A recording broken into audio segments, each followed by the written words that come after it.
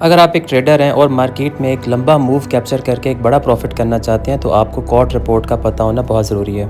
3 तरह के लोग मार्केट के अंदर ट्रेड करते हैं, non reportable, commercials and non commercials.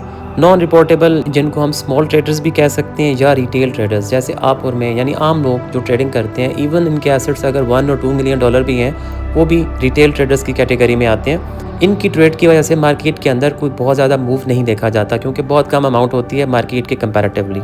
जो सेकंड कैटेगरी है कमर्शियल्स की, इसमें सेंट्रल बैंक्स होते हैं या बिग कंपनीज होती हैं। अब ये कंपनीज 2 टाइप की हैं, प्रोड्यूसर्स कंपनीज होती हैं जैसे ऑयल प्रोड्यूसर या गोल्ड की, सिल्वर की। इसी तरह जो कंज्यूमर्स कंपनीज होती हैं जैसे एयरलाइंस हो गई, इलेक्ट्रॉनिक्स हो गई।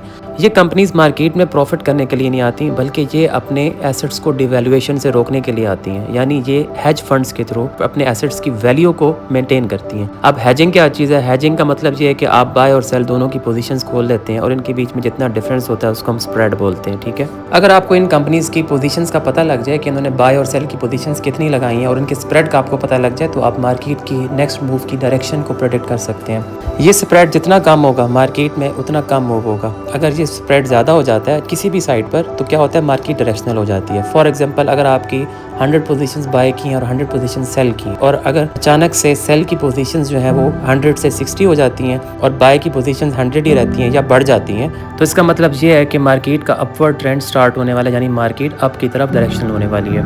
इन कमर्शियल्स की पोजीशंस और इनके दरमियान स्प्रेड का आप चेक कर सकते हैं कॉट रिपोर्ट के थ्रू। ये कॉट रिपोर्ट बेसिकली CFTC एक अमेरिकन बेस्ड ऑर्गेनाइजेशन है जो वीकली इसको पब्लिश करती है।